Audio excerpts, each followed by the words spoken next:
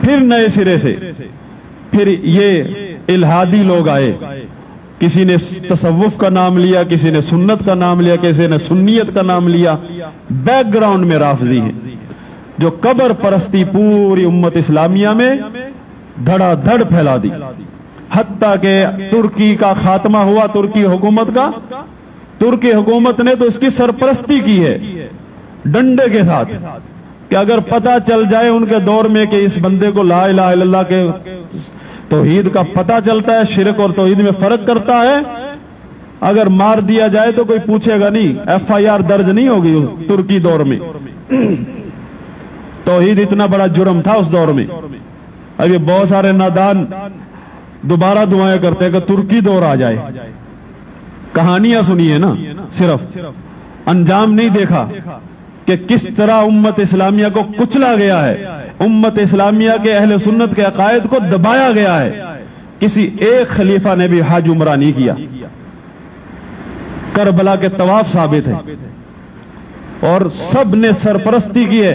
ابھی شام میں اتنی تباہی مچی, عزتیں لوٹی, گھر تباہ کر دیے گئے, لیکن ایک مزار جب خطرے میں پڑ گیا تو طیارے آ گئے ترکی سے اور امت مسلمہ کی عزتیں لوٹی, جانے گئی, کوئی ٹس سے مس نہیں ہوا.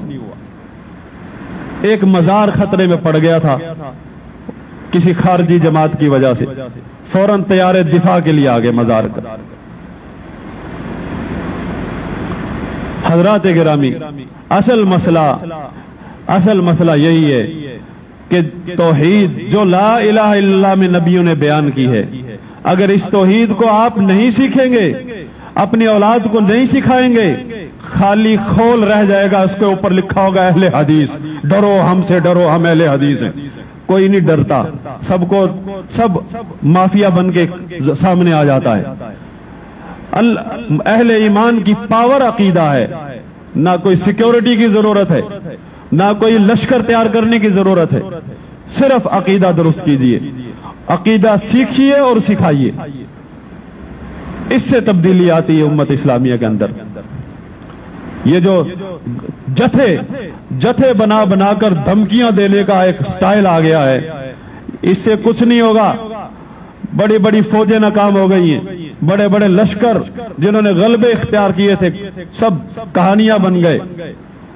ہمیشہ مسلمان کی فتح توحید میں ہے اور سنت پر ثابت قدمی اس کی سیفٹی ہے. توحید اس کا اسلام ہے, سنت پر ثابت قدمی یہ مسلک ہے. سنت پر ثابت قدمی ہی سیفٹی ہے. اور کیا اپنی جان کی سیکورٹی اہم ہے یا عقیدہ اہم ہے؟ کتنے نبی اسی دعوت کے میدان میں شہید کر دیے گئے, انہوں نے تو اللہ سے سیکورٹی نہیں مانگی, انہوں نے اپنا فرض ادا کیا ہے. یہ نام نہادی مسلکی نہیں چلے گا, حقیقت چلے گی, علم چلے گا. علم حاصل کیجئے توحید کا, اور لا الہ الا اللہ کے اندر جو اسلام بیان کیا گیا ہے اس کو اپنا مسلک بنائیے. یہ تو صرف ایک نقطہ تھا جو میں بیان کرنا چاہ رہا تھا کہ جس سے غفلت کی وجہ سے ہمیشہ الہاد سر پہ چڑھ دوڑا ہے, ہمیشہ بے دینی پھیلی ہے اور بدعات کا راج ہوا ہے, اور مفاد پرست اہل بدعت کا راج ہوا ہے. ہمیشہ جب بھی اس توحید سے منہ پھیرا ہے امت اسلامیہ نے, اور خاص طور پہ علماء نے. علماء کا طبقہ جب اصل مقصد سے ہٹ جاتا ہے تو یہ بہت بڑا جرم بن جاتا ہے, اور اس جرم کی پاداش امت اسلامیہ کے عام افراد جھیلتے ہیں.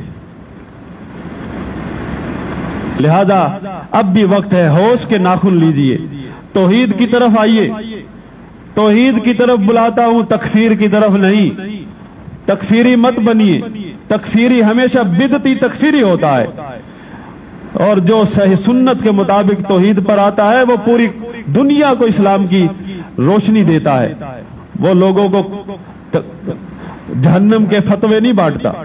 تکفیر الگ چیز ہے, توحید الگ چیز ہے.